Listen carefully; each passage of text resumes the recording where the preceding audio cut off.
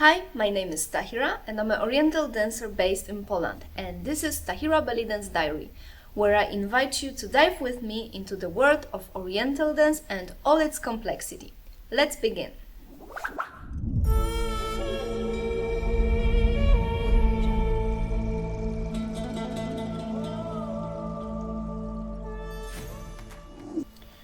Hi guys, I hope you are alright and I hope you're ready for some saidi knowledge, because today I've prepared for you 5 interesting facts about saidi dance.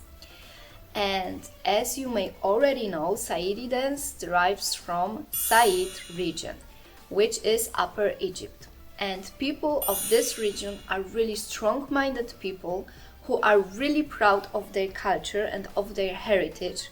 So it is really important to respect that and to know some facts connected with the history and culture of this region.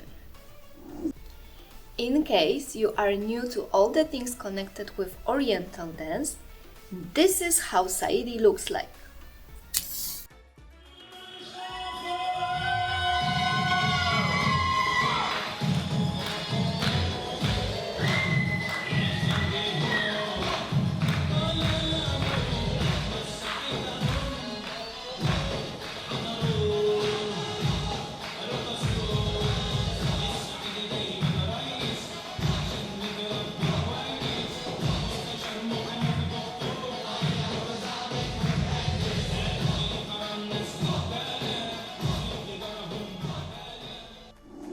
One thing that is really noticeable about the saidi dance is the saidi music, which is very characteristic. And it involves a lot of specific instruments, and one of them is the Rababa, which in Arabic is Rababa. And this instrument, for now, it's really inseparable part of saidi music, but it wasn't that in the beginning. In the beginning, the saidi music consisted mostly of the percussion instruments and flutes. The Rababa appeared later. Although the Rababa is one of the oldest known bowed instruments, and it is the parent of many stringed and bowed instruments which have been invented later. At first it was mostly popular in the areas of Persia, Arabia, Iraq, the Northeast and Central Asia, but it came to the Said region along with the immigrants who decided to settle along the Nile. Now we cannot imagine the Saidi music without the Rababa, but it is an interesting fact to know that it wasn't like this always.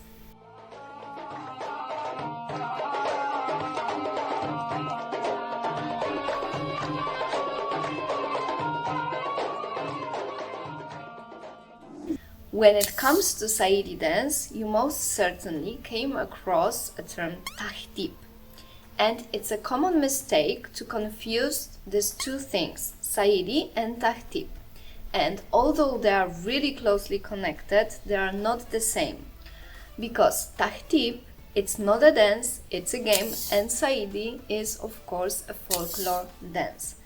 But Tahtib, it's a really important part of saidi culture, and it's a game which is really prestigious, and many Said people, even if they live outside the Said region, still continues to play this game in many different parts of Egypt.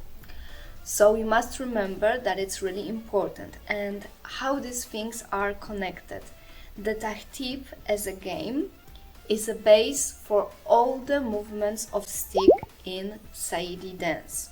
So if you want to do saidi dance in a proper way, you most certainly have to know how to use a stick, let's say in a warrior way, so as they use it in the game. As I told you in the first episode of Tahira Belly Dance Diary, it is really important to gain knowledge about the culture and history of the folklore and of the Oriental dance, because we represent a certain heritage of the people that live in this region till now. And in this case, the Tahtib is really a documented heritage because in 2017 it was recognized by the UNESCO as a national heritage of Egypt.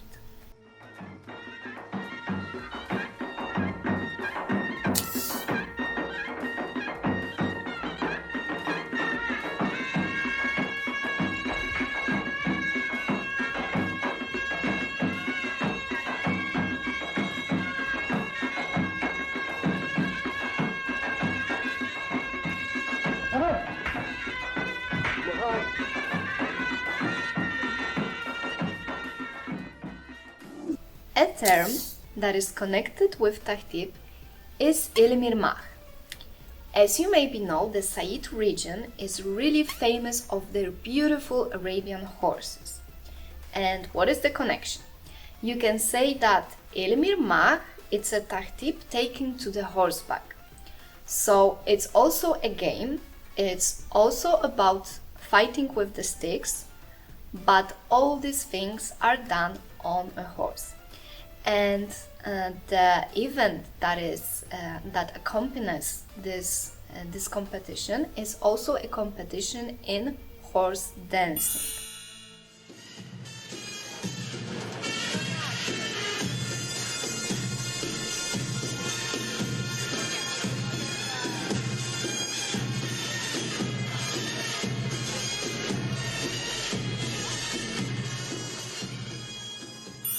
So the horses compete and they choose the one which is most skillful when it comes to dancing.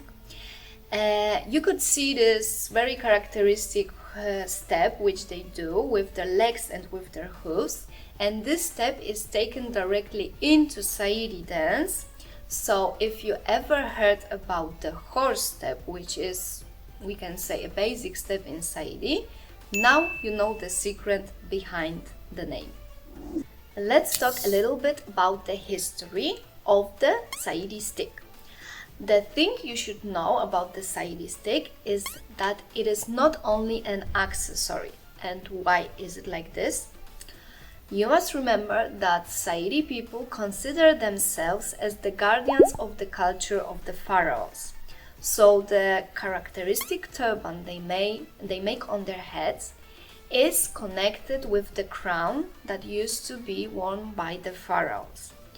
And the stick itself is connected with the king's staff.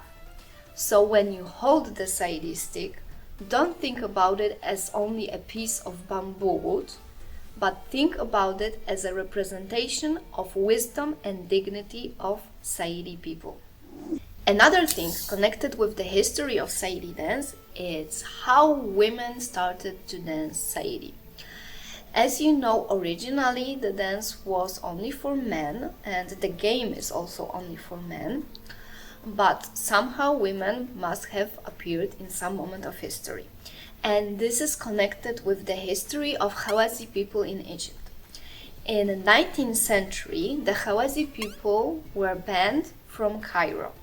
And one group of Ghawazi people moved to the Said region. They settled on one bank of the Nile River, and across the river on the other bank there was a Luxor city. So there was a clear division. On one hand we had the indigenous people of Said region, and on the other hand, on the other side of the river, we had the Ghawazi people. And as you know, the Ghawazi women were known of their dance skills. The dance skills and the dance knowledge was passed from generation to generation. And the only way for Ghawazi women to enter the city was when they were ordered to dance at the party or some events. And it was at the same time the way for them to observe the people of Said region. So they saw how the men play Tahtib, they saw the work with the stick, and they taught themselves to use the stick as the Said men did. So they took some moves from the Tahtib.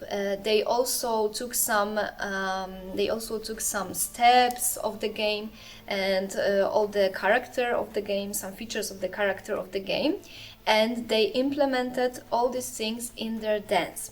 So it was still a Ghawazi dance, but it had a lot of features, characteristic and specific for the Tahtib game. And this way they created a kind of saidi dance for women, and it was a way for them to dance something which was really close to the culture of Said region, but at the same time it was still also very close to the Ghawazi roots.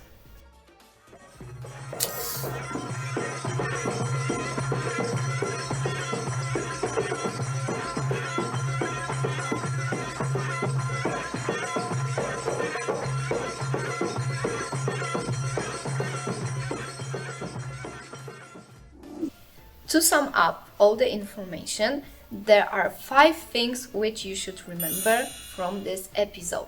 The first thing is that the Ribab or Rababa was not originally a saidi instrument. It came with the immigrants, and then it was implemented in the saidi music. The second thing is that Tahtib is not a dance, it's a game, but it's really closely connected to the things that are happening in the saidi dance.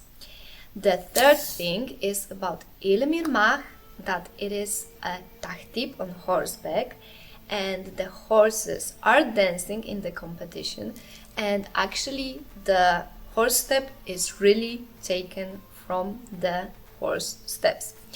And the fourth thing is about the saidi stick, that it's not only an accessory, it's also a representation of knowledge and dignity of saidi people. And the fifth thing is about the Ghawazi, that thanks to them we have also saidi dance, which can be danced also by women. If you like this video, please give me a thumb up and subscribe to my channel to be up to date with the new episodes of Tahira Belly Dance Diary. And I also encourage you to follow my Instagram and Facebook account, where I post everything connected with my dance life. I also invite you to come here to my channel next week for the next episode of Tahira Belly Dance Diary. I'll be talking about ways to overcome the stress backstage and work things out to have a nice and relaxed performance. See you next week. The Said region is really popular. In 2017 was recognized